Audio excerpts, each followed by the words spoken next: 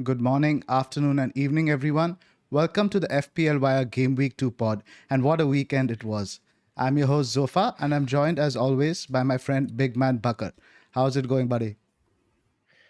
Thanks for having me, Zoph. It feels great to be back after Game Week 1. So many good scores flying around. Brilliant game week for most involved. Very excited to be on board. How did you do? I got exactly 100 points. I got a century. So I'm more than happy with my start. If you would have offered that to me at the start of the week, I would have bitten your hand off. Even though, there's so many high scores flying around that even 100 in the Twitter sphere particularly looks to be something which is average. But I think it's a very good start, and it gives me a solid foundation heading into the new season. Yeah, How about definitely. yourself? I got 100 points also, but somebody who's winning absolutely from year to year is our friend Late Riser, who's finally had a good start. Much needed one after last year. Tell us about your game week, Ella. I just feel relief right now because I was dreading game week 1. I mean, I was telling you boys, I'm just not confident. You doubt your decision making ability a lot at the start of the season. Thanks to my friend Abdul FPL Salah, I followed going safe the template at the start of the season and it worked out. So happy with the start. Only goes downhill from here, doesn't it? No, no, no. Why do you say that? There's more 100 ranks, top 100 ranks to come. Right before we get kicked off, let's just do our sponsor plugs. Quick word about our sponsors. DreamSetGo is a global portal for fans to gain access to sporting events around the world. Accommodation, flight tickets, hospitality, stadium visits, everything can be tailored exactly to your requirements. They also do celebrity experiences, which include masterclasses with your favorite sports celebrity, something as simple as birthday shoutouts. You can find links to the products in the description below. They're also tying up with some top notch Premier League clubs, which we will announce shortly. Also, the FPL Wire is associated with Fantasy Football Scout. All the stats that you see on the pod are from the FFS members area. Click on the link in the description below to become a member, and it's totally worth it. There's going to be a little bit of a price rise soon, so I think you want to get in before that, and make sure you're using the link in the description below because it helps us, and because we're partners with Fantasy Football Scout. And also, we've also created an FPL Wire League. There's going to be lots of prizes. We are in the midst of negotiating some good prizes for you guys. You should join the league. The league code is GKTIYM. I was just looking at the league today in the day, and it's a fabulous league. I think in our league, I think about 2,200 or 2,300 people scored a century. That just talks about the standard in the league. I think it's sensational. Also, thanks to a few new Patreons that we've had. Shout out to Sachin Rajput, Dr. Dre, and Santa Cruz for subscribing to our Patreon. We appreciate all the support that you give us. If you guys want to support us, just log on to patreon.com/FPL Wire. All our content is absolutely free. This is just to support us. All right, let's dive right into it, boys. Then I think the biggest talking point of the weekend was, I think, the quality of football was just so much better. The quality of the product that is the Premier League was so much better than what we witnessed last season. And I mean, DCL's interview after the game spoke about it. He felt like he was making his debut, and I think that spoke too much. What do you reckon, Bakar? Yeah, I mean the quality on show was incredible to watch this weekend, and so good to see fans back actually, and like it just feels it just feels like um, it just feels so different. I mean I had gotten so used to watching dead stadiums, no atmosphere.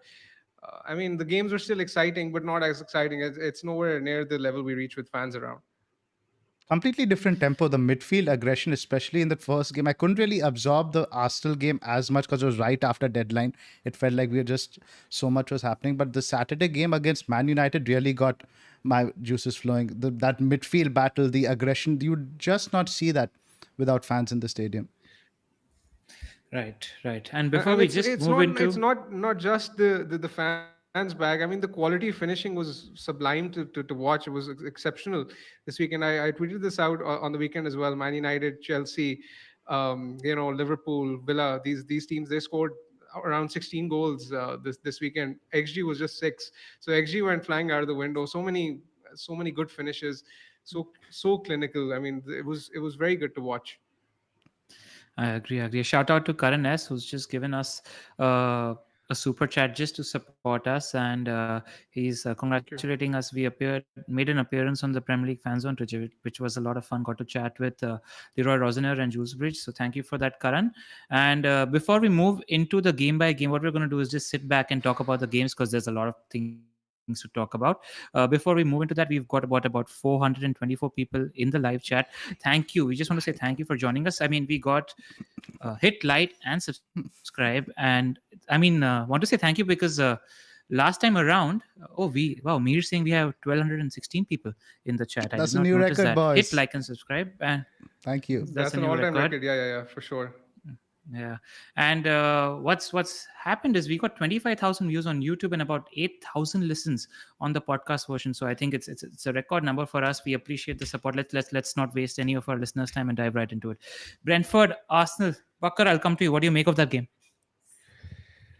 I had Tony heading into this game, so I was watching it primarily from his owner's point of view. Unfortunately, he didn't get me much returns, and he was playing slightly deeper with Mbuemo getting the majority of the chances, and he looked like the guy to own from Brentford in game week 1. But I mean, it's very early to draw conclusions. As a Tony owner, I'm very happy to see how Brentford played. The way they pressed was exceptional to see. It was very good to watch, and I think they can give some of the lesser sides a run for their money. So I mean, I'm more than happy holding on to Tony, but Buemo for sure caught my eye in this fixture. Other than that, Tierney, I noticed he was top among um, all outfielders for chances created this week with 6 chances created. Arsenal created 10 chances on their left flank as compared to 2 on the right, so that's almost 5 times their chances came from the left. And Tierney, if he keeps himself fit, could be an option going on later in the season. But will they So keep far, clean? anything to add? The thing is, I don't think we can read too much into this game from a Brentford point of view. This is not how they're going to set up versus a lot of the other teams. They're trying to have a lot more of the ball. You won't see Tony, I think, dropping deep as much as we saw. And the inverse of that, you won't be seeing Mbuemo playing that Sun role all of the time. So I don't think there's much we can take in from a Brentford perspective, but from an Arsenal perspective, they were just diabolical at both ends of the pitch. That's really not much else to say. I know Yeah. we talk about Tierney, but Tierney, until we see some clean sheet prospects, is a concern. And they need to get, let me say this right this time, Partey. Yeah, not a Marty this time. They need to get Partey and Gabriel back for them to actually. Yeah, they do. The one thing I want to add, though, is, and I'm in agreement with you, Zoph, here, where Mbueno was playing the runner beyond Ivan Tony at the moment, and I don't think that's going to be the case in the next couple of games, which are slightly easier fixtures on paper for Brentford. I think Tony will be slightly more central to it. But what I just want to say with regards to Ivan Tony is that I always thought he was going to be sort of like a Drogba kind of a player. But what I liked about watching Tony, and he reminded me of one of my favorite players, and that's Dimitar Berbatov. He was so aware of the spaces around him, those flicks and tricks, and even all the Brentham players, shout out to FML FPL, sort of knew the movements of all their other players, and they were so aware of each other. It's sort of like a mini Leeds United, and I'm very happy to be patient with Ivan Toney at the moment, and MBMO looks like Boomo, as we like to call him, looks like a good prospect. So they're a hold. I think most of their assets are a hold. One thing I do want to say, though, is they look like an early team to target for me. I think good sides will put 3, 4, 5 goals past them. Based on what I saw in Game Week 1, I think they're a good team to target for the better teams in the league. Completely agree. Let's move on to your boys, United Leeds. Why don't you start with this? Yeah, I mean, I'm feeling a little happy right now. I mean, it was a great game, and remember we were having the same chat last time. This time last week, where I was telling you that when we don't have a striker named Cavani, what happens with either Marshall or Greenwood is they tend to drift a little on the wings or drift a little inwards, which creates so much space for Bruno to run beyond. And that's what I saw in the Everton game. That's what we spoke about on the pod last week as well. And that's what happened in the game. I thought Greenwood's performance, yes, Pogba was absolutely sensational. He ran the show. and Bruno was terrific as well. But I think what enabled a lot of this was Mason Greenwood's maturity and the performance that he put in. Because he was, if you think about it, all the 5 goals that we scored, the runs and the movements that he made, he was involved in all 5 of them. There's a lot of FPL traffic going to Paul Pogba at the moment. I think one more attacker comes in, somebody like a Jadon Sancho for uh, I think Dan James, but Cavani is going to be fit in a week, and then you worry about Pogba playing a little bit deeper. I think because it was Leeds United, Solskjaer decided to play Fred and McTominay in midfield. I don't think that's going to be the case for the kind of opposition that we have in the next 4 or 5 game week. So if you're spending 7.5 million on a Manchester United asset, Mason Greenwood is the way to go.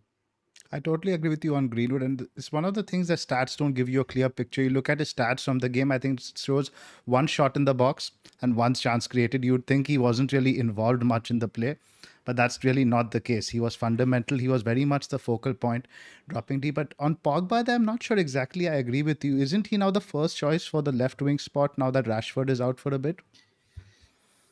I think the conversation is that Ole mentioned, and there's a lot of noises in preseason that he doesn't want to play a double pivot in midfield anymore. And I know that he needs those legs against the Leeds United. I don't know if he needs those legs against the Southampton in the next game. So I'm just saying, I mean, I'd want to maybe wait and watch before jumping in on a Pogba. And I think Greenwood is the better asset at that price. Anything to add, Bakar, on this game? I agree, more or less. I mean, Greenwood, in my opinion, is by far the asset to have over Pogba. This is not the first time that Pogba has been playing on the left. So I ran into some of the I went through some of the data when Pogba started playing on the left last season, and that was 6 appearances he made after game week 30. So game week 31 onwards, he had 6 appearances playing on the left, which is the position he's playing in right now, and he had like 10 chances created and 2 big chance involvements. He accumulated 3 assists, but those are not those are not numbers which are highly impressive in my opinion. They're nothing to write home about. So when I looked at his numbers against Leeds, 5 chances created with an XA of just 0.49, and despite that he accumulated 4 assists. So he's massively he overperformed in my opinion. I think Greenwood is the one to get because he's playing up front, and he honestly, even if you put stats aside, he's such a ridiculous finisher that he just makes chances look easy. When you're looking at Greenwood, you don't look at XG, you don't look at big chances, because it's almost if he can score with any kind of shot he has in the box, such as such as his short power, and such as his precision. So I think he's the one to go for over Pogba. I think we'd all agree All with right. that. I think Greenwood is definitely the third, I guess, United player you would get. Let's move on to Burnley, Brighton. No, wait, Anything no, else? no, Go no. back. Before Go me, back. yeah, lots to talk about. Take it easy. We've got times off. But there's a super chat in there where Abhishek is complimenting you, Bakar, on your prettiness, and he's asking you who you went for dinner with. He saw your Insta stories. I'm interested in this, Bakar. I was out with a friend yesterday. He was treating me for, he became a doctor, so he was treating me for his graduation last night. Nice. I Must hope have you been have some. reason to believe me. Yeah, I'm sure there must have been some intense surgery happening in the night. Uh, Moving but what I on. do want to talk about is certain Rafinha and Bamford. And why I want to bring Yeah. this up, Zoff, is because you've been a little wary about Rafinha, and you've been thinking about making that Rafinha to Benrahma switch. And I said we'll talk about it in the night, and I don't think you should do it because it's not the first time we've gotten the better of Leeds United. And Leeds United are going to take this loss on the chin, and they're going to do what Leeds United do, which is attack, attack, attack. And their fixtures are good for the midterm. With Rafinha, he's a glue guy. He's a long-term play. I would urge you not to make that switch. That's my initial thinking at the moment. I think there are 2 points here worth discussing, Pranil. Firstly, on Rafinha, Zoff's conundrum on Rafinha, selling Rafinha or not. I think he was heavily involved. He was very unlucky not to get more returns. He created a big chance from a free kick, and then he had a very clear opportunity at the end where he sort of scuffed his one-on-one. I think he's going to be value at 6.5. I know we're going to come to that later, that he's going to miss game week 4 most probably, but even for game week 2 and 3, I think he looks good. And I mean, he's proven himself in the Premier League. Even this calendar year, in 18 starts, he had 15 big chance involvements, which is frankly ridiculous for someone of his price. So I mean, as long as he's playing, you hold him. I don't see any reason to sell him. And secondly, the other thing is there are a lot of people who find themselves in the situation where they didn't own Bruno, and whether or not they're wondering whether to bring him in. So what would be your advice to them? Bring in Bruno right Uh, away. I agree. Yeah. But Zoph, now that you have Bakar and me convincing you, where are you at on the Rafinha conundrum?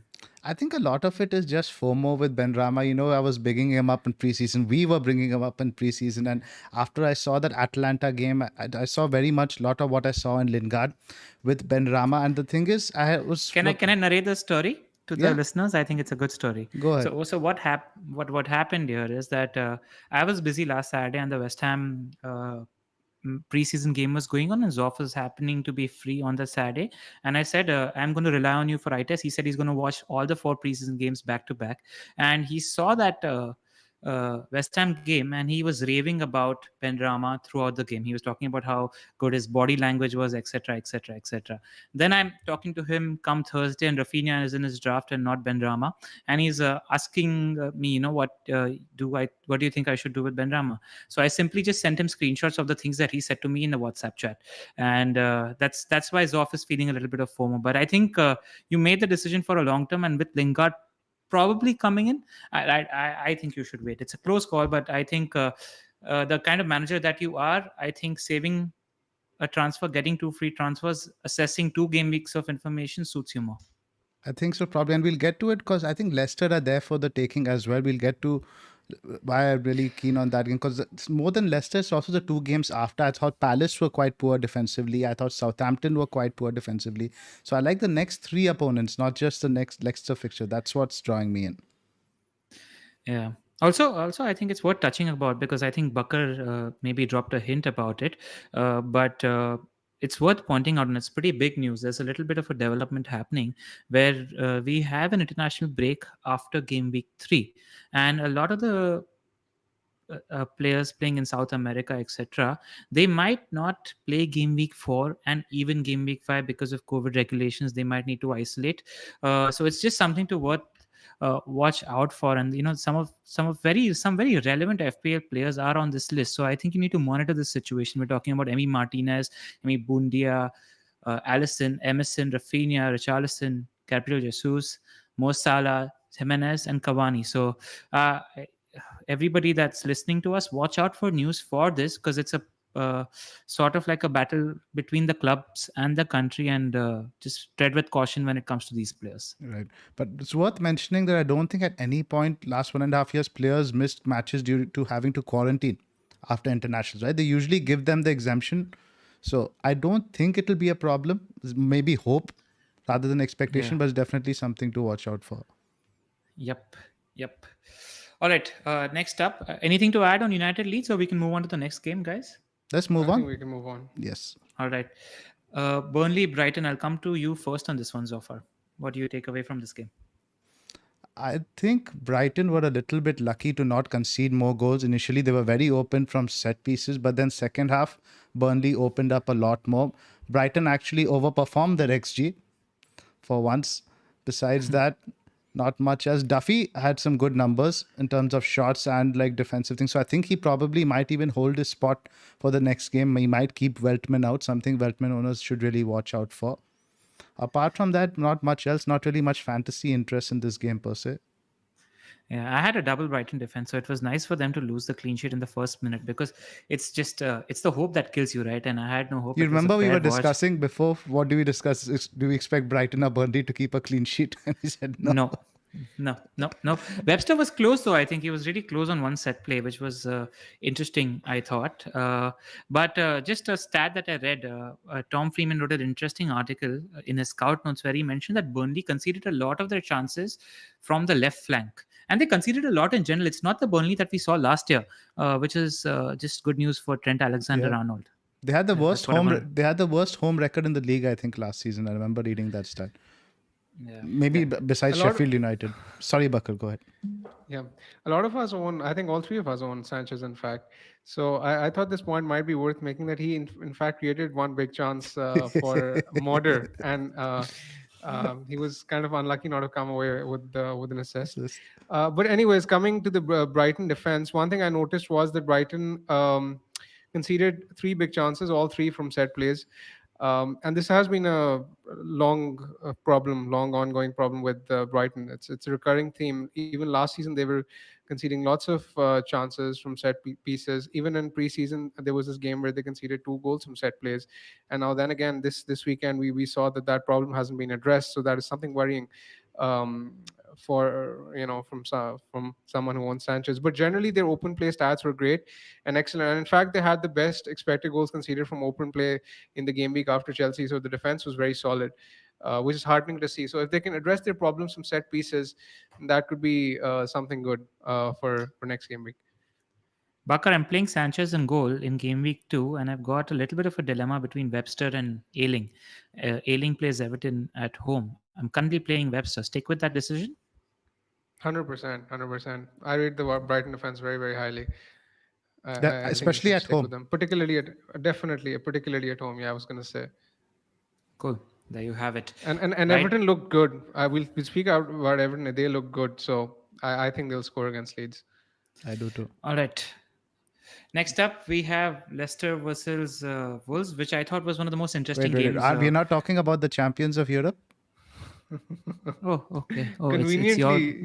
Conveniently skipped the No, champions of Europe. that might have been intentional, That might was not have been. And I have no idea. Yeah. no All right, knew go it on, must Zoph. have Your been boys, the intentional. floor's yours. No, a completely dominant performance end to finish. We completely steamrolled Palace. They had one shot, I think, all game. Whether our dominance was due to Palace being poor or us being great, I'm not really sure. But thoroughly convincing performance at both ends of the pitch. Yeah, now that you're done blowing your team's trumpet, can you give us some sort of FPL takeaway from that game? I really don't think there's much to take away given the next few fixtures. I think I was looking more at Palace as an opponent we can target going forward rather than invest in Chelsea. And Palace, I thought, they had no game plan. They had no real way to get the ball from back to front, no ball progression. It just seemed like a team without any cohesion at all. I'm looking forward to Tony against Palace next week. Most teams look like that against the Chelsea defense, don't you think? Not as much Palace because last year they were really a counter-attacking team. You'd expect this some at least pattern of play, but that was very scattered this game. There's no coherent build-up at all. Interesting. Tell I mean, me, go on, Bakar. yeah, there were just a couple of things I'd like to point out here. I mean, Alonso looked ridiculously attacking 46 touches in the final third, and that's nothing new when it comes to Alonso. But then again, he's not a realistic long-term either. Mason Mount, I thought, played well from a real life point of view, from an FPL point of view. Even though he got an assist from a long distance shot, I didn't think he did much. He didn't create any chances, nor did he have a shot in the box. So, I mean, yeah, those are the two things I had in mind regarding Alonso and Mount. Chelsea defense looked really good yet again. No big chances conceded, so nothing's new over there. Yeah. Without Kante. I think that. Sorry, Edgar. I said there was no Kante also. Even without Kante, we didn't concede a single. That was very heartening. But again, it was Palace largely, I think. Talk to me about Mount, Zoff, because Bakar said statistically he didn't do much, but I saw the highlights and I was like, Mount continues to be probably ignored. I remember telling you at least a billion times last season, tell me to take Mount because he's the glue guy. What's your thoughts? Again, he's going to be the kind of guy who's going to get you 6 to 7 pointers. He's not going to get you those 16, 15 pointers, which a lot of other mids, I think, can get you. I think he offers you a similar potential that a Saad, etc. offers at 6 or a Rafinha at 6.5. So given the current fixture run, I don't think there's really any Chelsea players I would invest in except Lukaku, possibly. Yeah. What I found interesting was I was reading Tuchel's interview today, and he was very bullish on Lukaku having a very, very positive impact on a certain Timo Werner. And I think Werner's used to playing a big striker. He did that at his previous club as well. What do you think happens there? Do you think it'll benefit Werner? What Tuchel said that he's going to change around systems a little bit, play a back four, maybe to 3-5-2, 3-4-3. And he was very clear it's all about who can play best alongside Lukaku. The interview was very clear in the direction that Lukaku is going to play, and it's all about who can get the best out of Lukaku. Now that remains to be seen. Havertz can play with a target man as well. What do you have to say though to the Kai Havertz punters game week 1? Do they hold for the second game week against Arsenal? I know. I think there's better options out there to get off. Yeah, get off early, get off now. If I was at that Havertz price point, I'd try to find 1.5 million and move to Son. That's the move I try Just to Son make. or even Greenwood if you don't have him. There's so many options in midfield. Yep.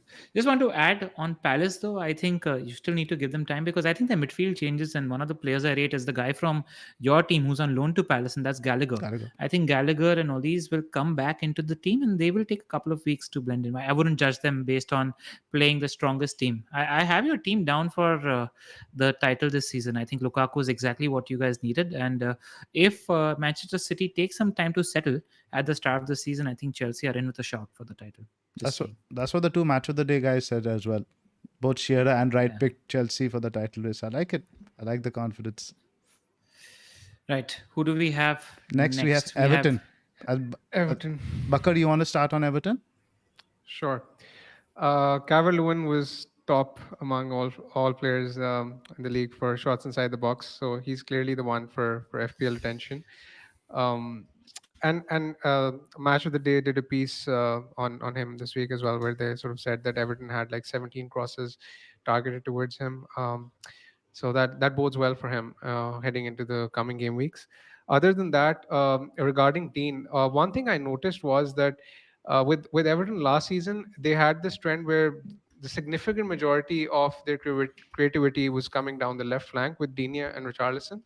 But now that Townsend is playing, it was interesting to notice that 6 chances were created down the right flank and just the 3 from Digne's flank, which means that maybe they're using Townsend and as a source of creativity rather than just relying on Digne, which is slightly bad for his FPL potential. But something which was heartening to see was that Digne was still taking the majority of their corners. 5 out of 6 of their corners were taken by Digne. So I mean, that's mixed news regarding him, but I thought it would be worth pointing out. Very relevant because you also had Gray who was playing on that side, and this is something they mentioned on the commentary as well. It's a visible tactic to spread the threat around, not just keep from Dean. They're having crosses from the right, crosses from the left, but very visible tactic to get the ball up to Calvert-Lewin. Pranil, anything to add? Yes, just want to say that actually he changed it up midway through the game where Richarlison was playing on the wing and Gray was playing slightly central as the 10, and he shifted that, and I think that's what really was the impetus in that Everton performance becoming better. Just some stats: 80% of Everton's chances came from the wings, and when they're crossing from the wings, 3 people are responsible to be inside the box to put the ball inside the net. That's DCL, there's Richarlison, and there's one guy who I have on my watch list at the moment, and that's 5.5 million midfielder Abdoulaye Doucouré. I remember him as a number 10 for Watford in that team where he used to hog a lot of stars points as well. I rate him as a player as well. Just somebody to add onto that watch list. He was not on my radar as a 5.5 million midfielder. Definitely on my radar right now. And DCL looks like the prime candidate to have. He had 5 shots in the box as well. So he's continuing to do what he did last season, where he's not moving away from the 6-yard box at all. Another thing I want to talk about is how many chances Southampton conceded to Everton. I think Everton had Bakar, the top XG this game week? West Ham had the top XG. Second. Yeah, second worst. Second worst for Southampton. XG conceded. Exactly, which bodes well for your United attackers, I think. Exactly. United like playing against Saints as well because they like to press as well. So I'm considering a Jota to Greenwood move at the moment based on those statistics as well. What about DCL? Have you guys penciled in DCL at any of your transfers? What are your thoughts about him? If Ings did not have Newcastle at home, DCL would probably be in by now. Yeah, I'm targeting him in game week 4 for Ings because exactly that's when Ings' fixtures turn. I think Ings DCL has Norwich in game week 4 and Ings has Chelsea. Yeah, DCL has Burnley in 4, Norwich in 6. Yeah, Norwich in 6. So I mean that's a good time to jump off, in my opinion. Right. I was also targeting Jimenez as well if that would be a possibility. But there's risk involving him now, given the Game Week 4 Oh, news. right, right, Yeah, correct. his name was in the list as well. Mexico also is on the red Yeah. list. I Yeah. hope we get some Well, clarification on that earlier rather than later. It would suck to actually have to wait till the international break to get clarification on that. Yep. What's bringing a smile to my face is I'm realizing that while we're talking about these games, they were happening at the same time. How good was it to have that back? I mean, even if you're watching a shitty game, there's news flowing in from all the games, all our WhatsApp chats, everything's really active. I just thought it's great. That's what FPL is for me, has Yeah, been for me for the best part of 7, 8 years. That was for me the best part of the weekend, just having those concurrent games. yeah, it's refreshing to it. It was absolutely brilliant, honestly, and it felt like so long ever since this comeback. I mean, it felt great, honestly. Yep, yep. All Leicester right. Wolves. Leicester Yeah. Wolves. Should I? I saw the game. I I can talk about Yeah, it go for it. if Ed. you. Go for it, Pranay. All right. What was interesting to me was that Wolves put in a really good performance. They created a lot. They did exactly what we've been talking about, what we've been reading about when it comes to Bruno Lage, where the wingers were the wing backs were very attacking, and both the wingers were sort of inside forwards, playing a lot more central to goal, which is why Adama got the number of chances that he did. He had 5 or 6 shots this game week. He did really well on our radar. But the problem with Adama is he's going to get those chances, but he's just not a good finisher. You take that with a pinch of salt. Wolves had an XG of 1.37 in this game, and Leicester had an XG of 0.53. So we know how much Wolves created in comparison to Leicester. And I was very bullish on Son. I was trying to do all kinds of things to my team to get Jungmin Son in, because I think he's the right 10 million asset to have to shoehorn along with Mo Salah and Bruno Fernandes. But I'm hoping that Wolves hold strong in this game. That said, Vardy got in behind that Wolves defense 6 times, had 6 shots, and Son, if he's getting 6 shots, he's putting 2 of them at the back of the net, isn't he? Correct. And Son's much better at timing those offsides also. I think a lot of those shots that the times that Vardy got through offside don't count in the stats because they're obviously caught offside. We don't notice how many times he could get in behind. I think Son's a lot better at that. And from what I could understand, Lage is a guy who's very focused. This is my philosophy. This is how we want to play. He's not going to go necessarily defensive just because he's playing Spurs next game. Your thoughts, Bakar? Yeah, I agree. I think this is a fixture where Son can do well in. Wolves will play a high line, and I think this is exactly suited to Son's strengths. Interestingly enough, there's a couple of things regarding this fixture that I'd like to point out as well. So over the weekend, there were five direct errors made by players, which led to big goal scoring opportunities. Amarte made 2 of them, so I can't see him. I can't see him staying long in this team, and especially now that Westergaard is signed, his days are numbered. Completely agree. He looked calamitous. But let's talk about the elephant in the room, Harvey Barnes, a very popular asset picked by a lot of players. What do you think managers should do? He had 1 shot, no chances created, and I think they switched to a 3-5-2 in the second half of the game, so I could possibly at risk next game. What do you guys think?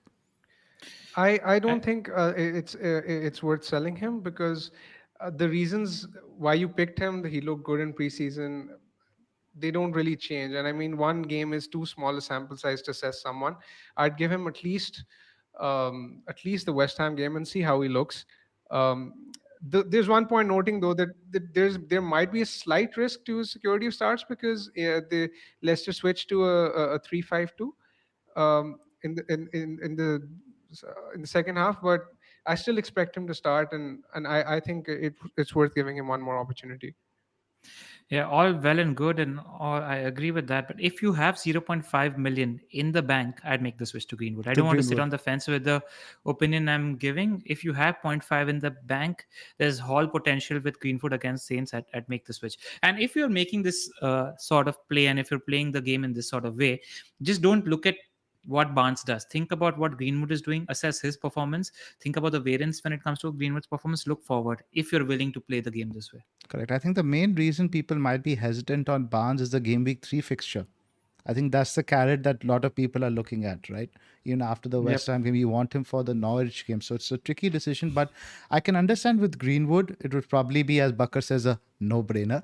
But I think, what about if you have to go to somebody like Benrahma, Rafinha, somewhere down? Would you do that, No, I'd only shift him for Greenwood, nobody else. Bakar? Yeah, just to clarify, I think Barnes to Greenwood is a good transfer. Yes, but assuming you don't have any money in the bank, I won't downgrade him to Benrahma or anyone else. Yeah, I wouldn't take a hit to fund that either. Interesting. Oh, yes, you won't take a hit to go Barnes to Greenwood either. Nope, nope. I think one name just worth touching upon is an old favorite, Ricardo Pereira. I thought put in a tremendous performance. Looks like he's gotten his legs back. One to monitor once Leicester sort their defense out. Interesting. I'm not so Yeah. convinced on Barnes. I would probably get rid personally. Would you do it for a hit for Greenwood, No. Zoph? I probably wouldn't take a hit. I'd do that next week. It would also depend who's the other guy you're selling, obviously, right? Yep. And who's the Also, other guy before we getting? move on to the next game, I think we got baited into saying that we had 1,000 people watching live. No, we have 857 people watching live at the moment, and we only have 234 likes. Guys, make sure you're hitting the like button right now. It helps us getting discovered, and we're hoping we touch the 1,000 number at some point today. Go on, Zoph. Right. So I think we can wrap up this game. Yeah. What's next? Watford Villa. Let's talk about Watford first. My boy Sar, he delivered. I was happy to see that. He was electric. He like you said, he absolutely had target on toast. He was completely ripping him apart the first half. It's only the second half when they put Ashley Young on him. Villa got some control of the game, but Villa were generally awful, right? You saw bits of this game, Pranil? Yeah, I saw bits of this game, and I was actually feeling bad for Matty Target because he had zero chance of doing anything against Sar. I think Dean Smith was shrewd to you know put Ashley Young against him in the second half, and they were a lot better after that. But I do want to say that I think Watkins, now that I think you take that Villa performance with a pinch of salt, and I'm not too downbeat on it because if Watkins is fit for game week 2, I just realized they lost Grealish, who's responsible for the transitions in that team. But Watkins is the guy responsible for the pressing in that team. The back four of Watford had it too easy. None of the Villa front three were pressing at all. And Watkins is the guy who actually leads that press. And if they're pressing that Newcastle defense, I think Aston Villa will be a lot better, and the opposition won't be as comfortable. I think he's very, very important to the Aston Villa team. So that's the only thing. I think Dennis is very interesting if he continues to start for Watford, because we need to enable a good few big hitters in our team, considering Lukaku's coming into play and Heung-min Son looks delicious. So Dennis is just somebody worth monitoring. Well done on avoiding a menace pun. Yeah. Bakar, anything to add on Watford in particular before we move on to Villa? Nothing really. Sar is the main man. I don't think they'd be scoring too many goals in a game very frequently, though. I think this game was a bit of an anomaly. And when it comes to Watford, I expect low scoring games. I can't see them scoring more than one goal in most of their matches. So I take this game with a pinch of salt. Other than that, I have two observations regarding Villa. Firstly, is the fact that Newcastle were so poor this game week, and they conceded so many big chances that bodes well for Ings. But having said that, I say that with little to no confidence. I watched from the Villa attack because they had like the second worst XG from open play after Palace, which is very, very worrying given though they were up against a promoted side. Um, Emi Bundia, we thought we'd see good things from him, but he had little to no impact. He was playing on the right, then he moved to the center. He just created a single chance all game, no shot inside the box. So the creativity is a bit of a problem for Villa, and that is something I'm monitoring very, very closely. But I hope they come good, because I think with Watkins back, that will have a massive impact on their attacking potential, and that is something which will probably make them improve in the coming weeks. I saw most of the game. I just want to add that once Traore and Ramsey and Leon Bailey came on, I thought all three of them looked really, really sharp and really good. And Villa were able to create a lot more once these three players came on. Yeah. Earlier, it was, like What's his name? I completely forgot his name. The Argentinian midfielder who created tons of chances for Norwich. Emi Bundia. Bundia. Wow, what? Wow, I Bit part. completely blanked there. But he was not in the game at all in the first half. And once these three guys came in, they just looked a lot sharper. So take that Villa performance with a pinch of salt. I'm expecting them to improve game Yep. up too. I think hold for the next 2 weeks. But with the home games, I think Villa Park with the home games is going to be absolutely electric. So a lot of teams, I think, if you're looking for transfers, look at which teams have 2 home games in the next 2. You have a lot of them, like you have West Ham, you have Villa. Who else? You have a few other teams who have 2 home. We'll have a look at that later. Before that, we can move on to Norwich, Liverpool. Why don't you talk to us about this game's off? I thought Liverpool looked great. Norwich, I was surprised how many chances they created. Decent in attack. I think they'll definitely score a few more goals this season. But Liverpool, pretty impressive back to front. Let's talk about the main topic at hand and something that's relevant for your team. Jota. Hold, sell. I'm considering selling. I'm worried. I think Firmino definitely plays against Chelsea game week 3. The good thing is that it's the first game on the Saturday. So in case we get any news later, Pratyush, by the way, you're asking if you're reading the super chat. We have a Q&A section right at the end. So save those super chats for later. We'll do a Q&A section right at the end. But yeah, I thought the performance in the first 45-50 minutes was not that great, to be honest. Liverpool's midfield was fairly weak. It was light with Milner and Keita and Ox. Ox didn't get into the game at all. But once Fabinho got into the game and Firmino got into the game, Liverpool looked like a different animal. And I think this is something Klopp's not going to miss out on, which is why I'm worried as a Jota owner. And Firmino, I just think Liverpool look better with Mane, Firmino, Salah up front. It's great for Salah as an option. It's great for Mane as an option as well. And Salah is just a beast. What I like about Salah is the sheer amount of points he gets in the final 20 minutes. And this is something you can rely on him for, because when the game is stretched and the opposition more often than not is chasing a goal against Liverpool in the final 20 minutes, he capitalizes in those last 20 minutes, which is why I have no doubt Salah is going to be my captain game week 2. Just want to give a kudos to Norwich and Daniel Farker, because I thought they can play. Billy Gilmore, Cantwell, Rashika, Lees Malou, all 4 really, really impressed me. Their Greek wingback as well, I thought he put in some good balls as well. So I think Norwich are going to surprise a few. I was very happy with their performance, quite convincing.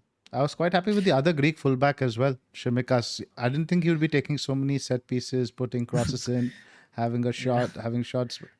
But Robos, did you see what Milner did to him in the final?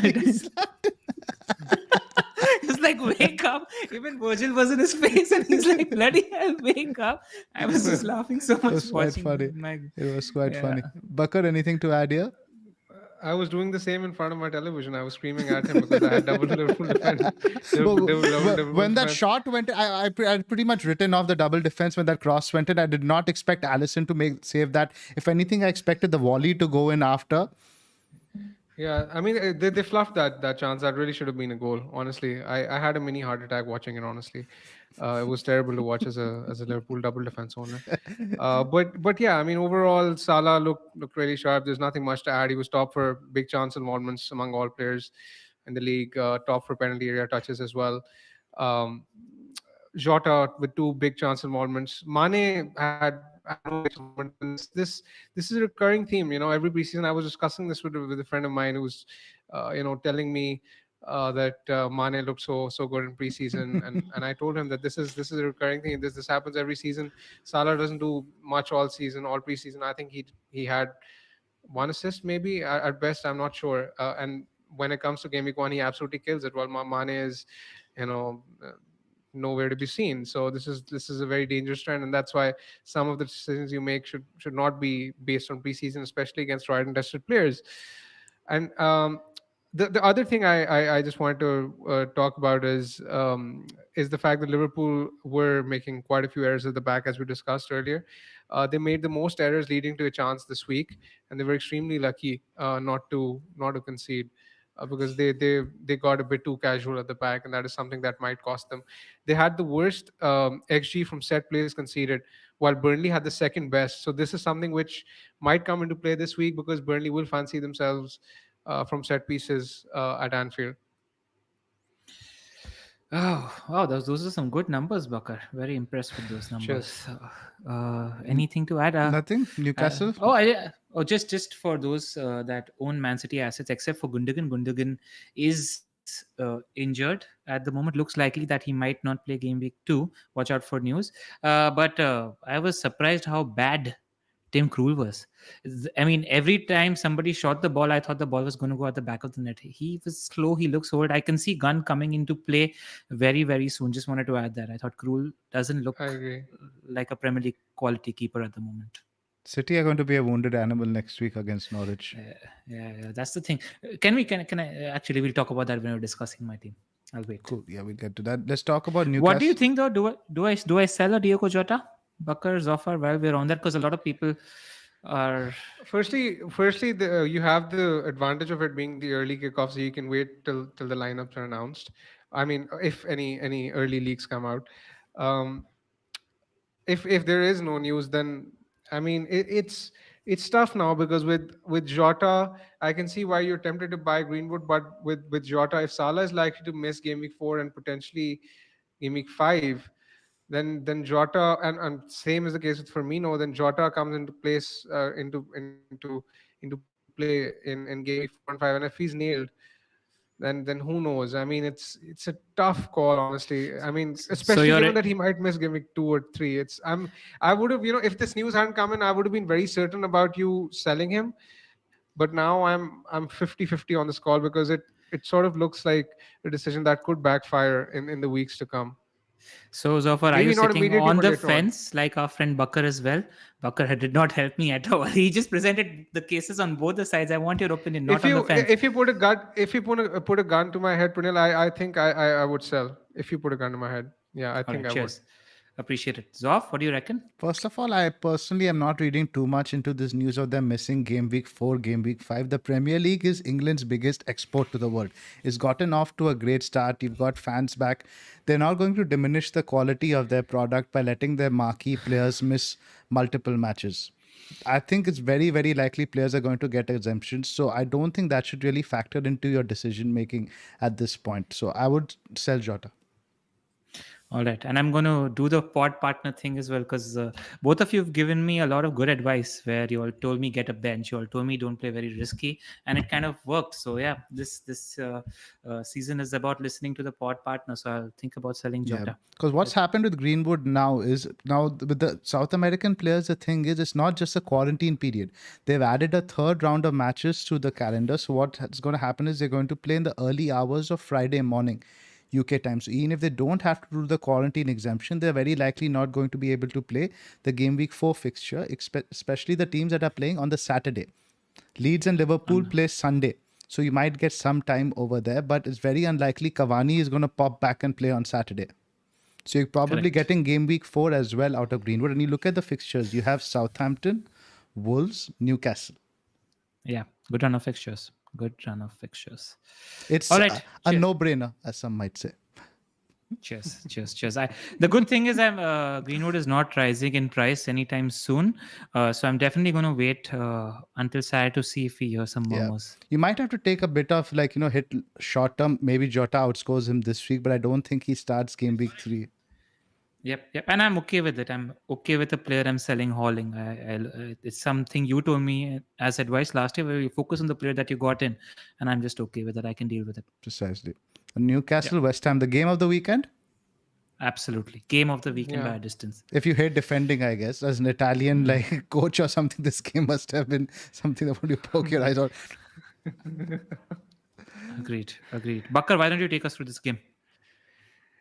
I mean, Antonio is the one whose numbers stand out for me. Top for XGI this game week, but that's a bit skewed because of his penalty save this weekend. But then again, his numbers were still very good. I think he was involved in 4 big chances overall. Benrahma had just the 2 big chance involvements, but he was getting into good positions, and I thought he passed the eye test. A lot of people were getting frustrated at him at halftime for not delivering. But even at that point in time, I thought, like yourself, Pranil, that he was getting into good positions, and the returns were just a matter of time. It was nice that they came immediately after, but a lot of people were getting very sort of frenetic. Um, the other thing I noticed was that the West Ham looked particularly leaky, which is something which is worth noting for Creswell and Sufal owners, because I see a lot of people have invested in them and they don't really have any other backup, which is worrying. I think I can see Leicester scoring this week because West Ham, they just want to attack. I don't think defense is a priority for them at all. So this bodes well for their attack, but their defense is all over the place. I don't think it's a case of defense not being a priority. I think it's just a case of not having the right personnel. They need better center backs. They're in the market for Zuma. They're in the market for this Croatian guy as well. They need signings Yes, in that the department. Fiorentina guy. I think he's in Fiorentina. I think. So I think they will sign a few players and get better. But I think it's a David Moyes team. They always try to defend. It's just that they're not able to. Also, when it just comes to Newcastle's defensive numbers, I think something that we don't take into consideration or don't contextualize when we're looking at the statistics is the game state. I think game state also plays a lot of importance in terms of how it affects the statistics, because I thought Newcastle were rattled by that uh, penalty where Fornals got fouled. It wasn't a penalty. It didn't Not look like a no penalty. no. Yeah, and they didn't recover after that because they were chasing the game after that. Their head was out of the game, and that's where West Ham created a bulk of their Correct. chances. I think after the goal in the next 10 minutes, they created some 3 or 4 big chances where Newcastle was just not able to regroup as a team. So just something to all the guys into stats out there, you need to contextualize looking at the state of game as well, because it tends to affect the stats pretty drastically. Just something I wanted Yeah, to add. That's all. and the fact that they played at home, I think, made more of a difference because at home you obviously have to go for the win. Yeah, yeah. Also, just a little bit of credit to Moyes as well, because what I noticed was in the second half, Antonio started dropping a little deeper, which gave all the runners around him space to move ahead, and Benrahma started getting more and more into the game. What I noticed in the first half was that his teammates were just not finding him. And Benrahma was also a little bit running all over the park. I think Moyes made some tactical nuances changes in the second half, and they worked. So, He wasn't I going also, offside as much. yeah. Yeah. Also very upset that FPL has not given us Mr. Murphy as a defender. I've always rated him as a player. Richie is a defender. Murphy isn't. I don't like that because I think he's a good player. So I just wanted to add that. That's it. I think Bakar, you don't have Antonio. Are you worried? Oh, Bakar doesn't have Antonio. I did not know Not that. not particularly because I have Mahrez and I think he can do well this week as well. But yes, I think Antonio is someone I might be looking to bring in game week 3. This is a week where I think I'm going to save my transfer, but game week 3 onwards, I think with Crystal Palace and Southampton, those games will be haul potential for Antonio. My only worry is from game week 4 is when I'm actually thinking about losing Antonio with the Europa League starting. So now it's a bit tricky whether we bring in Antonio now and game week 5, 6 comes around, his hamstrings are going to be gone in thin air. So you have to worry about that. It You is a just bit have of to a hold tough it one for actually. 2 or 3 game weeks. You're likely wildcarding game week 7. Given you're a Chelsea supporter and a big Lukaku fan, I won't be surprised if you are wildcarding earlier. I don't think I will be because I don't think I had to look at the fixtures right when he came in. I was thinking, when am I going to captain him? I just don't see it in the first few fixtures. So probably What if he not. braces versus Arsenal? What happens then? So the control is going to be difficult, bro. I'm going to be begging for Ted to trade him in fan tracks, I think. Yeah. Just so that you have that some sort of fantasy Some involvement sort with of Lukaku. fantasy engagement. Anything else in this game, guys? Should we move on? Let's move on. Spurs, Man City, the Sunny Show. Yeah, move right on top of my watch list. I think those that have Bruno, Salah, and Son in place, and most of them that have those 3 in place have are using a 4-4-2 formation at the moment. I think they're a little ahead of the game. I think these 3 look like the right mid to premium price. I wouldn't call Son mid price. The right premium guys It's premium, yeah. priced midfielder to have. And if I want to get Son, and I was looking at ways to get in him, it means I downgrade an Antonio or I downgrade an Ings or I downgrade it to Ivan Tony to a Dennis, and it just doesn't appeal to me. So yeah, but he's top of my watch list. Good pick. If he's in your price range, go for him. He looks great. He's on all set pieces. We spoke about it in the midfielder pod, I reckon, where he's just gonna say that, you know what, don't worry about a certain Mr. Kane leaving the club. I'm here for you guys, and that's what happened. And I think all the players stepped up to that occasion, and Spurs are looking good. Just want to say that though, that the City game sort of suited Spurs, where they like to play on the counter, and they had three runners. I want to see what happens when they're playing against a defense that sits deep. I think Dele Ali will be more involved in the game against Wolves than he was in the games against City. Correct. As a Mahrez owner, Bakar, what are your thoughts? It was a infuriating game to watch. He had a brilliant chance to score in the first half, scuffed it. I mean, if he had scored that game, he would have probably secured his position. He would have been near for the next 2 or 3 games at least, and that would have been my worry sorted. But unfortunately, he skewed his opportunity, which is why I think if City had gone ahead, I think they would have won the game comfortably. Um, I don't have much to add. I just think City were slightly unlucky. I think they should have scored at least once. They had a decent XG as well. Um, I won't sort of. It's something which won't base my. This is a game which won't base my decisions uh, in the coming game weeks, because I still think City will come good, and I agree they've kind of started slowly, but I think Norwich will be the kind of game where they will finally get into rhythm, and then they will sort of steamroll the other opposition, because with the kind of squad they have, I just can't see anyone stopping them. They will steamroll most of the oppositions there are in the Premier League. Boys, congratulations. 1K watching live at the moment. First time we finally crossed that number. Amazing. Thank you to all of you joining us. We really, really appreciate it. Quite happy with how this pod has gone as well. So good job, guys. And thank you to all of us. Thank you to all of you for joining us. I think this timing is working for us as well. Right. Let's talk about Man City players. Which players would you advise anybody to bring in today if you had a choice? Let's say price, no bar. Which is a Man City player you would bring in this week, and you would possibly consider captain over somebody over Bruno or Salah?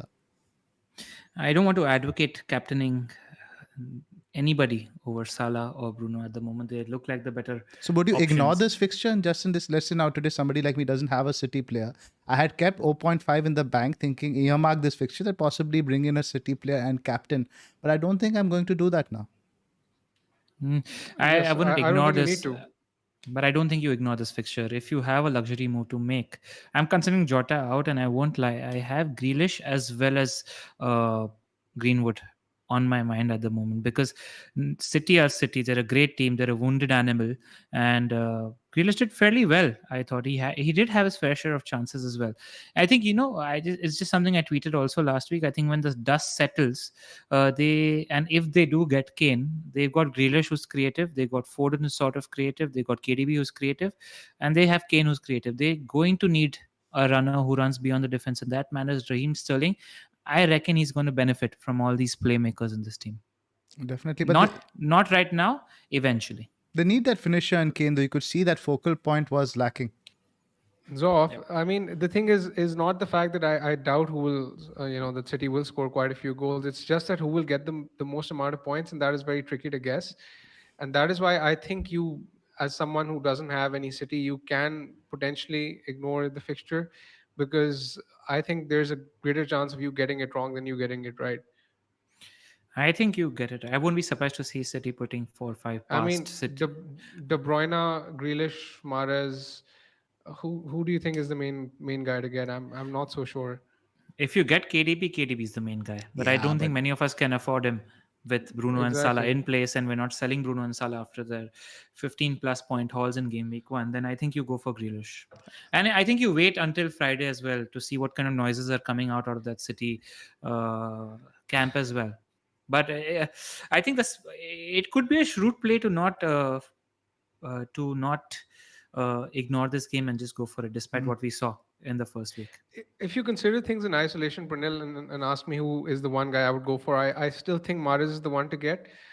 He's probably going to be on penalties with the Gundogan injury. He's likely to start. I was scouring through the Man City forums, and the fans expect him to start.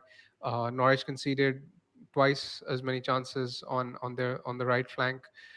Sorry, on their left flank, which is good for Mahrez if he starts this week. So I still think he has the greatest upside, and he's the one to get. But I don't say it with as much confidence as I would have potentially said this a week ago. I like the What do you adjective make of? Sorry, I just want to say I love the adjective you used, Bakar, at the beginning. Infuriating. You didn't say very annoying, very frustrating. Infuriating. Very vivid. I love that. Yeah, we're all upping our games. There was a sentence you said as well when you were talking about, I think, how the Premier League is the best product that is an export to the world. I was fascinated by that sentence that you constructed. Zoph, good job by you. Uh, so yeah, what do you? I just want to ask, what do you guys make of Ferran Torres' performance? Sleeper pick? No. It's, Not for me. I mean, he did have the chances. I'm just trying to recollect. There was a Cancelo shot that came in from his side, and Torres was close to tapping it in. There was also that set play where Gundogan and Mahrez were sitting on a free kick, and they passed it to Cancelo on the wing, and he crossed it in. And Torres was so close to putting that ball at the back of the net also. So those are the two things that are in my mind when it comes to Torres. But Gabby J could very, very easily play. I think he will. Torres. I think Gabby J will play. Should we move on to the quick stats? We already an hour in, so we won't dawdle too much on the stats. All right, cool. It's Bakar's floor with the stats anyway, so I'm good. So I've just got the stats for expected goal involvement across all positions up over here. You have Antonio on top with 1.64, but his XG non-penalty is only 0.7. Then that's behind the likes of Traore, Maupay, Calvert-Lewin, Wilson. Wilson looked pretty good, I think, as a focal point of the attack. We discussed DCL's number earlier, 5 shots in the box, 0.4 XG non-penalty. Maupay, you think he's an option there? We haven't really spoken about it much. I don't think so. I don't think so. Brighton, I think, are still in the market for a striker, and I don't think it's safe to pick him. But you know what stands out for me here is Office Traore. Look at him being so high up. He had a great chance to score, and unfortunately he fluffed his lines. He has to work on his finishing. He had 11 penalty area touches this week, and his average position on the heat map was really far up, almost on par with Jimenez. So he's one to watch in the coming weeks. Wolves have great fixtures after game week 4. So if Traore shows some sign of form at 6 million, he could be a bargain. The only name I want to talk about on this list is a certain Soup-Check. I thought he did really well. He had 3 big chances in this game as well, if I'm not mistaken. The Cresswell one he missed by almost just inches. Reminiscent of his performances at the start of last season, I reckon. His performance in this game. I thought he did well. No thoughts on Soup-Check? I will reserve judgment. I will reserve judgment. There we go. Other numbers I just noticed over here. Benrahma, 1 shot in the box and 1 chance created, but I think it's very similar to what we saw with Greenwood. Just a lot of the times he was getting into good positions and his teammates weren't finding him. I think Pogba you had mentioned. Go ahead. Torres is up there. Do you see those Torres numbers? Pretty good. Yeah, but if you're playing striker for Man City, you should at least be getting those numbers, right? In fact, you should be. And Benrahma was also, the most advanced player. That's something worth noting. He had a higher average position than Antonio. Correct. Yeah. Anything else? Also, just one thing that we missed out when the City Spurs game. I think it's going to be very interesting which 4.5 defender emerges out of that Spurs team, because we saw how organized Nuno can make that team look. And I think Ollie Skip is a huge upgrade on anybody else who partnered Hoberg last season. So I'm interested in seeing who partners Romero. Is it going to be Sanchez or is it going to be Eric Dyer? I was talking to Baker, who's a Spurs fan, and he reckons that it's going to be Dyer because Sanchez is the more aggressive of the two, and Romero is going to be having that aggressive role in that Spurs defense. So just something worth mentioning. Tanganga, you tread with caution because he had a phenomenal game. I thought he was absolutely great. But does he play against the easier teams? That's something worth monitoring. Yeah. But I think that 4.5 defender that emerges out of that Spurs defense is going to be very, very interesting. Correct. And people forget that Spurs are actually involved in the European Conference League. They have a game on Thursday also in Portugal. And going back to the centre-back topic, they were linked with Pau Torres from Villarreal. He turned them down. So they're in the market for another centre-back. So I don't think it'll be either Dyer or Sanchez. Interesting. I wonder if Nuno changes his mind after that performance against City, because I thought both were great in the game. Possibly. Let's just do a quick dive into the team data also before we move on to the next game week's preview. West Ham on top for XG non-penalty 2.25. Everton in second. Newcastle fourth. Go ahead. Zoff, I think we can skip it. I think we've covered everything that's I think needed to so, be right? covered. Nothing much Yeah. I to agree. mention I over there. agree. Cool. Let's move Yeah. on now to the next game week. Liverpool, Burnley, first up. Salah captain? Salah captain. Anfield first game, definitely Salah captain. No early kickoff curse. No early kickoff curse. I'm expecting Fabinho to start from the start, which I think is going to have a huge impact on that team because Liverpool looked better. Uh, Salah captain. Yes, Bruno. There's a case for Bruno. United actually did look better than Liverpool in the first game week, but I'm not taking a chance. I'm not betting against Mo Salah. Bakar? I completely agree. Are we having a separate captaincy I mean, discussion it's the later on, or first should we fixture discuss on it the right it's now? the first fixture on the list, so I just thought we'd just hit the topic first up. Okay, sure. For me, I'm going to captain Salah. It's because of two reasons. Firstly, it's the fact that he is the safest choice, and I think he's going to be the highest captain player in the game week as well. And according to the odds, he has much superior odds for a goal. Liverpool are more likely to score 2.5 plus goals this game week as well. So I think that's one of the reasons. The other reason I have is because Liverpool are playing at home and United are playing away.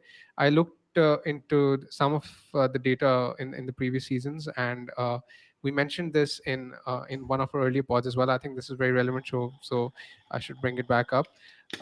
In the 4 seasons preceding to 2021, on average, 56.4 goals were scored at home and 43.6 away.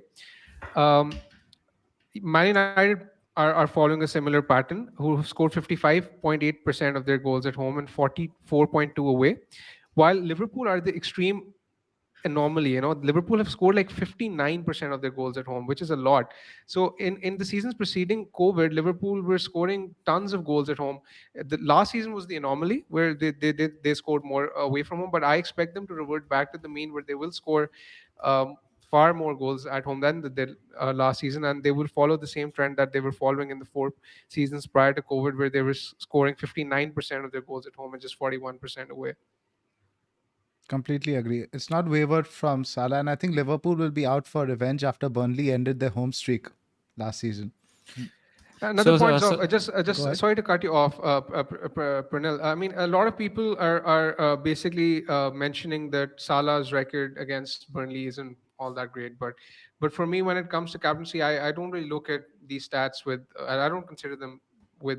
I don't give them too much weightage, to be honest. Pranay? So you would say that captaining Mo Salah against Burnley in game week 2 would be a buck. No brainer. Boom, boom, boom, boom, Boom. boom. Yeah. He finally got there. Right. So should we move on? Anything else to add in this fixture? Not much, right? Nope. No, Salah I think captain. if at all you're captaining somebody else, it has to be Bruno. And I think going for a City captain might be pushing it a tad bit because we just don't know with them. As much as I'm an upside chaser, we just don't have enough information in terms of how City are going to line up, who's going to start. If KD was fit, he'd be the best captaincy option. Sterling maybe is one, but you have Liverpool, Burnley. You know what that's going to be like. You have Southampton United. If at all you feel like being different, Bruno is the one to go for, but I don't think you go for a City captain. Do you guys want to do this fixture by fixture? Or should we just pick and choose a few? Yeah, I think Villa Newcastle has FPL relevance. How do you see this game panning out? Let's just call scores. I see this as a 2-1 win for 2-1. Villa. I think they'll come back. 2-1. I'd probably go with 2-2. 2-2. Yeah, this is something that Tom actually mentioned. Tom Freeman, a Villa fan, he thinks that Villa are going to be a lot more open this year defensively. Do you boys agree with that? Yes, I do, and the fact that Newcastle looked fairly decent against West Ham, they created quite a few opportunities. I think this should be an open game at least. At home at Villa Park, they'll definitely go for the result. Palace, Brentford. I'd like to say 2-1 Brentford, but again, I would say it looks more like a 1-1 sort of thing. Could be high scoring again. This, in my opinion, this is like probably toughest fixture to call this weekend. One of the toughest ones, at least. I'd go with. I'd probably go with 1-1. I agree with you, Zoph. Yeah, I don't know as well what to say of this game. I think I'm just looking forward to watching how Palace actually do against The a thing team. is, sorry, Pranal, you can complete. No, go on.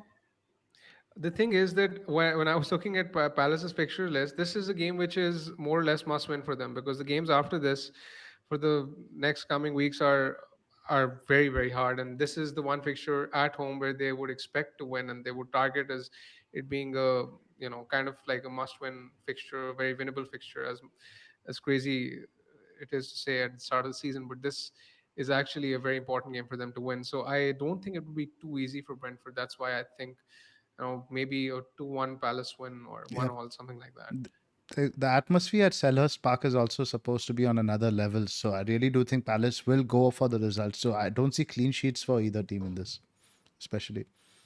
Move on to Leeds. 2-1 win for Leeds United. I think they'll come back with a bang, and I'm expecting them to score a couple against Everton. But I don't expect them to keep a clean sheet. Bakar, I completely agree. 2-1 for to Leeds as well. how do you think Rafa will set up in this game? I think Leeds will obviously be very attacking, but I trust Rafa to be, if nothing else, very tactically astute. He'll know how to play around the man press. He'll know how to play in the midfield. But most of the Everton fans I've spoken to last game, they weren't happy with the defense. They said that Holgate was quite nervous, not very confident. So I'm surprised Woodgate started over Mina. I'm very surprised he started over Mina. Godfrey is a big miss, right? I think Godfrey has been one of the mainstays of the defense. They're worried about not having Godfrey for this one. Correct. And worth mentioning that I'm expecting Calvin to be back for Leeds United as well, who's just so important in the midfield. Absolutely massive, because right? Absolutely massive. And you found that out in that United game where I think Koch, who was playing in that defensive midfield role, he wasn't convincing at all. Calvin is a huge upgrade in that position. Mm-hmm. City, Norwich, now I guess how many goals they're going to win to nil by is what we're going to run a bingo on. I'll say 3-0. I'd go 5-0. 5. I'll go 3-1. I think Norwich have a goal in them because I didn't think I thought City were fairly open against Spurs, and this is a conversation because if Pep wants to have, this is a conversation we were having in the chat, Bakar, where Pep wants to start playing two proper eights in a more attacking way now. The reason why Dilva and KDB worked was because of the existence of a certain Fernandinho. Now Fernandinho is 5 years older now, and Rodri isn't Fernandinho in my book. So they were just very, very attacking, and they need to sort out that little bit of defensive stability, because if City want to go bang bang attacking again, they need a proper defensive midfielder, and Fernandinho is to do the work of two people. I don't think Rodri is quite capable of doing that. Correct. Right. So I don't think City we've covered enough. Brighton, Watford, a lot of defenders in play. 1-0, low scoring game. 1-0 Brighton. I hope you're right. That's all I have to say. I like that you're not even giving your prediction. That you might jinx it. You have to give a prediction. You can't sit on the fence. Let's hear that prediction. 1-0 to Watford is my prediction. Well played. I'll go 1-1. I thought Watford were pretty good, and I didn't think Brighton looked that tight. I think Watford could score 1-1 for me. Southampton, Man United, 3-1 United. I agree. Nothing to add. I am expecting a similar sort of game. Okay. I'd go with 3-0 to United. Finally a clean sheet. I think so. Wolves. I'm so excited to see Varane, by the way, expecting him to come into play. Will he start this game right away? I think so. Interesting. I thought Lindelof had a good game. Lindelof had a great game. Exactly. Lindelof had a great game, but I think he throws Varane in straight in. Interesting. Yeah. Zoph, you didn't give your prediction. I said 3-1. 3-1. Okay, interesting. Wolves Spurs is the game I'm most interested in terms of scouting, because I want to bring Son and I want to bring in a Wolves attacker in soon. So this is a game I'll be watching closely. But I think Spurs will edge it just by one goal this game. So either 1-0 to Spurs or 2-1 to Spurs. Yep. I think Lucas is going to get some joy in this game. We're all talking about Son, but I think Lucas is going to play a big role on the counter attack. Somebody to monitor. I thought he had a great game. Exactly. Great game. Yeah. Very underrated as a player as well, Lucas Moura. Sorry, Bakar. I think Wolves will win this one. I have a feeling Wolves will win this 2-1, potentially 2-1. Is Yeah, that the that's only what I'll go result with. that we've disagreed on so far? Yes. I think we've had I draws think where we so. disagreed on, but I don't think we've called opposing team. No, Leeds Yeah, this is Everton, the first we time saw opposing draws, team. but not the other one with the other teams. Yeah, So that's interesting. yeah. I like that. I like that we have some differences. For me, 2-1 Spurs is what I'd go for. Arsenal, Chelsea. I'll go first. 2-0 Chelsea. Completely agree. Yeah, Lukaku brace. I see it happening. Arsenal used to hate playing against Drogba, and Lukaku is in a similar mold. 2-0 Lukaku brace. West Ham, Leicester. High scoring or low scoring? I had to see the thing what happened with this fixture last season. We all expected Broad to be tight, and I remember they conceded 2 or 3 goals by the 30th minute. I didn't have Lingard for this one, and this game killed me when I ranked last year. I remember Nacho hauled, Lingard hauled. I had neither of them, so I have painful memories from this fixture last year. How do you guys think this is going? A fairly low scoring affair, in my opinion. I think it'll be a 1-0 win either side. That's heartening. What do you think, Bakar? Yeah. I'd probably go with a 1-1. Interesting. I think if Leicester score first, it could be a very different game because West Ham would really open up and then Leicester can pick them on the counter. If West Ham score first, they're probably going to sit back, not be as aggressive. And it comes down to game state, like what you mentioned earlier. Yes. Pranay. Exactly. Whoever Exactly. goes first. Cool. Should we Yeah, move on? but what I think about it is that whichever team scores first, they are very capable of sitting back and defending. Exactly. Absolutely right. But Yeah. West Ham being the home team, I think it will be more Yeah. of a prerogative for them to come out. If now Leicester score first, West Ham will definitely commit more men forward. And that Agreed. might open up the Agreed. game a bit. Agreed. Right. Do you want to do a quick season ticker dive before we go on to our teams, or let's just skip ahead? Let's just skip ahead to our teams. Yeah, I Cool. agree. I think your team is up first with Webster, right? Yes, that's you. Yeah. I'm just going to quickly read out the team for the benefit of the listeners. I have Sanchez and Webster, double Brighton defense, playing them both because pod partners have said so. I have Trent in my team. I have Luke Shaw in my team. I thought Luke Shaw looked fabulous. Don't look at the result. He was very attacking in that game. In midfield, I have Mo Salah captain. New template LR at the start of the season is going to persist with Mo Salah captain. Fernandes in midfield along with Jota and Benrahma. I'll be very surprised if Jota is in my team come Saturday. I'll be waiting for news right until deadline. I'm looking at either Grealish or Greenwood in. I have 1 million in the bank, and I up have a front I feeling you'll have. go with Greenwood. I know you'll Yeah, go with Greenwood. yeah, that's the feeling. That's the feeling. He's my boy Last year, as well, no, right? Man last year, United. last year might have gone for Grealish, but I think this year he's going to go with Greenwood. I don't know. I'll wait for the noises. I'll absorb all the information and see how I feel Saturday morning. And up front, Ings, Antonio, Tony, giving all of them another game. I thought of switching Jota to Son by funding a Tony downgrade, but not really feeling it at the moment. To So whom? You I need don't to really feel raise like. what? You need to raise 1.5, so you'd have to downgrade Tony to a dead player, right? No, Dennis. Okay. 5 point, but Yeah, so that. okay. You're just playing with options, right? Just playing with options at this time of the day. I think it's too much of a Not really sacrifice. feeling it. Yes, too much of a sacrifice. Not feeling it, especially when Greenwood and Grealish offer the potential that they do. So, Yep. Yeah, that's where I am. On my bench, I have Gunn, Ailing, Gilmore, and Hoover. So, yeah, that's where I am. Right. I think Bakar's team is up next. Yes, Mahrez in there. Bakar. I have Sanchez in goal, Luke Shaw, Trent, Simicas, Mahrez, Greenwood, Salah captain, Fernandez, Weiss, Benrahma, Ings, and Tony.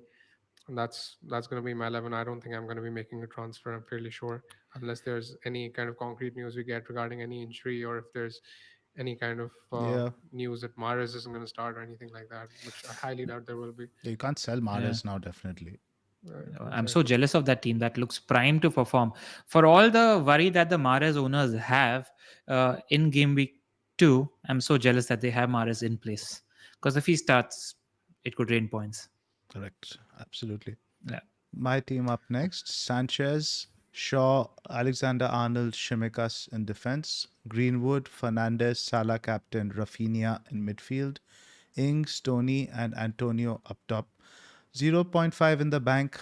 The Benrahma move is going to tempt me up till very late. I'm going to try to control myself, but FOMO might get the better of me. Let's see how that goes. Zoph, pod partner. Hold on to it. Cool. Let's give that a go. Yeah. Right? I think let's wrap up and I jump agree. to the Q&A. Yeah, let's jump into the Q&A, guys. We're giving it 10 minutes. Any questions you guys have, we're willing to answer them at the moment. I'll just read out the questions and push it to you guys one by one. Sure. Feel free to send in those questions. Let me also pull up the chat now. Just waiting for the questions to come on because I think the stream is delayed by about 5 to 7 seconds. Okay, Saurav Datta is asking Mbuemo to SAR considering the next 3 fixtures. I thought Mbuemo looked convincing. He looked like a really good asset. I wouldn't sell him. Yeah, Agree, boys? SAR's next 2 fixtures aren't easy. I think he has Brighton and Spurs. I'm pretty sure that's what it is. So I would hold on to Mbuemo. Definitely. Mbuemo's next 2 are actually better than SAR's. Correct. Amod I agree. Nagpur is asking us Ings to DCL. I think all 3 of us are happy to hold Ings given the fixture that he has game week 2, and they should perform better in game week 2 as well. Veltman update.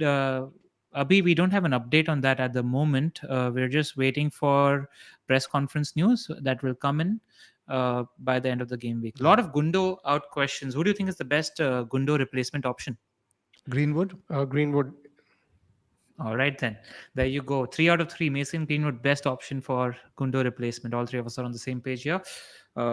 If at all you fancy that City fixture, I don't mind you going for Grealish. I'll just say that. Grealish is probably longer term, right? You think you could get Grealish starting for a few weeks with Greenwood is definitely a transfer out you have to do later on. Yep. Our friends FPL Escapades are asking a question too. Should they bench Shaw or Barnes? Interesting one. Barnes for sure. I just don't think, given Shaw's upside and Southampton's problems, I don't think you can bench Shaw because his potential for a double-digit haul is bigger than that of Barnes, and I don't see the same potential with Barnes. I guess it's also the ownership factor with 57% ownership for Shaw. We shouldn't count it, but that's a mammoth ownership figure right there. Yep. Also, just worth mentioning, we forgot to mention Greenwood took corners from the other side. Just something to add when it comes to his chance creation numbers. Shaw took 3 and Greenwood took 2. Yeah, Shaw from the left, Greenwood from the right. That's what happened. Rafinha to Benrahma, same quantity as Zofar. I wouldn't recommend it, especially because Benrahma plays Leicester City, who are a pretty good team. So I wouldn't do it. Somebody's asking me if I would decide to go for Benrahma, who will I sell, Rafinha or Tony? If I said Tony, I'd have to take a hit. So that's something I'm definitely not doing. Yeah. Over his dead body. Harry is asking if he should swap Dean to Reguilon. No, I wouldn't do it. I thought Everton posted some good defensive numbers. Do not sell Luka Dean at the moment. And also, Luka Dean plays Brighton in game week 3. Brighton concede a lot of goals to set pieces, and Dean is on set pieces for Everton, so don't do it. Correct. We have a super chat question from Ujwal Chadda. Thank you, Ujwal, for the question. Gundo replacement. He already has Greenwood and Benrahma. No Jota. Don't want Jota. He doesn't have the money for Grealish. I think you move down a price bracket. I think you get somebody like a Rafinha in place. And but the problem with Rafinha is that the potential news for him not playing in game week 4 and 5. Sar? I think Sar is probably the one. Yeah, but his fixtures in game week 2 and 3 aren't ideal. I don't think he's going to do much at that price. But I think at that bracket, who else is better? Yeah, I'm just looking at the it's a tough one. ticker. Maybe a Spurs guy. I think maybe a Spurs guy. It's more punty, right? Lucas. Yeah, Lucas is more punty. But Sar is, the thing is with Sar, the fixtures from game week 4 are really good. And I could see him getting something at Brighton as well because he's the sort of guy who does well on the counter. So exactly. A tough fixture is not necessarily a bad thing for him. Just want to mention that. Probably Sar for me. If you already have Greenwood and Benrahma, I don't see anybody better in that price bracket. Correct. We have a question, another super chat question from Vish. Great pod, guys. Thank you, Vish, for the super chat. Mahrez and 1 million in the bank. Switch to Son or wait one more week? I'd wait one more week. If you have Mahrez and if you're selling him before Norwich at home, you're playing, I wouldn't do it. I don't want to say you're playing the game wrong, but I wouldn't do it. What about you, boys? Stick easy. And make the move next week. Yeah, the only reason you had Mahrez was not the Spurs fixture. You had Mahrez for this fixture. You have to back it. Yeah. Yeah, and if he doesn't play, take it on the chin. But FPL is always about putting yourself in the position to get lucky, and you do that with Mahrez. Uh, hold Barnes. A question from Tarun, another super chat. Hold Barnes plus Rafinha, or move to Greenwood plus Sar. Interesting. So basically, he wants to get Greenwood. I think that's a priority. Otherwise, he could have moved to Sar by just downgrading either one of these guys, right? He's probably Yeah. desperate to get Greenwood.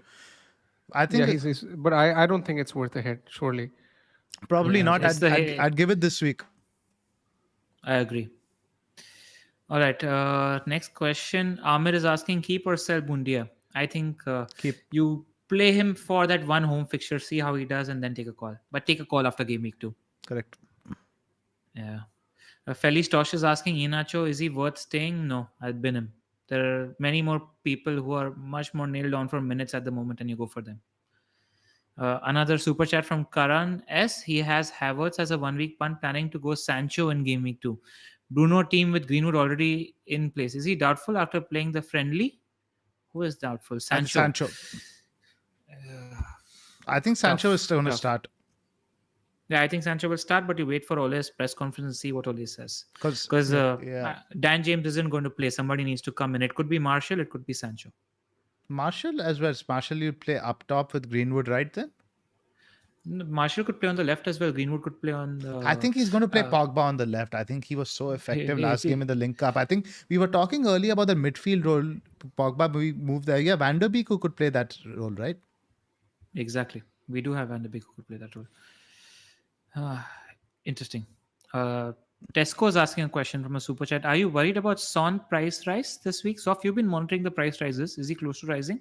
He probably, I think he's close. It all depends on how much of a surge he gets around Thursday or Friday. I mean, if he rises in price, he rises in price. It all depends on when you want to buy him. It all depends you want the player. Don't think about price rises so much. It's worth mentioning that some of our listeners who don't know where you can find the FPL price changes, go to fplstatistics.co.uk. It's a great website for monitoring who's probably going to rise or fall that day. We have 3 or 4 super chats. One from Abhishek, I think you missed up earlier about Mahrez. Yeah. Abhishek is asking, not able to decide on ESR. Should he keep ESR and roll the transfer or get Mbuemo? Mbuemo looked good. ESR has 2 bad fixtures before they turn. Don't plan to wildcard game week 6 or 7.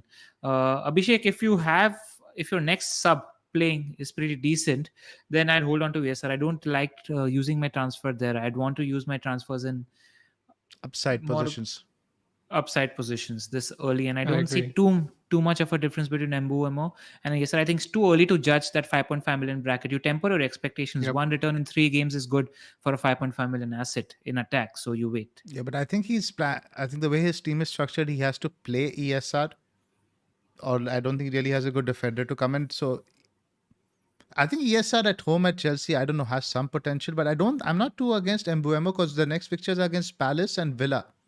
They're not bad fixtures. Yeah. They're not bad fixtures at all. So something to think about. It's not an easy decision. I think if you don't have any other priorities, I do think you could end up on a positive over there if you make that move. Cool. You heard it from Zoph's mouth. Yogesh Rupani, DCL or rings? If you're buying one right now, I'd say DCL. Definitely. Bakar? Yeah, I agree. If you're buying one right now, DCL is the one. But if you have Ings, you hold on to him. All right. Next question is from Mihir. Bakar, I'll come to you for this one. He has Benny. Should he sell Barnes for Grealish? That's tough. For Grealish, I'd do it for Greenwood. For Grealish, I think I would just about. Yeah, I would too. The upside is there for that. I'd do it. Yeah. Because I didn't think Barnes... I thought Barnes had a pretty poor game. I'm not so confident he starts this one. And with Grealish, I'm pretty confident in their first home game, he's going to get a run out. Wow. Where am I right now? I just came out of the Matrix in the last couple of minutes. We have missed one. I think we are from FPL Spies. Have Barnes and Grealish hold or sell either? Hold both. If you have 0.5 for that Barnes position, I'd move to Greenwood. Otherwise, hold. Like mentioned earlier. I'll take the next one. Nehal is asking, any plans on getting Lukaku? I think with I wouldn't sell any of TA, Salah, Bruno at the moment. You get Lukaku in around. You have to be captaining him at that price of 11.5. He can't be a player you don't captain. And there's not really a fixture besides Villa and Gameweek 4 where you're going to do that in the next 5. All right, boys, I think we need to wrap up now. It's 11. We've pushed for 90 minutes. I think it's a good time before we stretch for too much. So thank you again, guys, for being with us throughout the stream. Make sure you're liking and subscribing. It really, really helps us get discovered as well. Any last words? Bakar off for another round of surgery tonight? No. I'm way too tired after last night. Not tonight. Fantastic, guy. Thanks everyone for joining us. I hope you're liking our new time slot. And we will see All you right, again. Sarang, we'll just answer it. Sure. Nobody else. Please don't send any super chats. Gundo to Raf. Want to upgrade Tony to Antonio next week. 0.5 short right now. I like the move. I like Gundo to Raf. Yeah, especially if it's going to generate cash. It's a decent move. Yeah, I like it. All right, that's it from us this week, guys. You will see us next week, same time, same place. Until then, take care and good luck.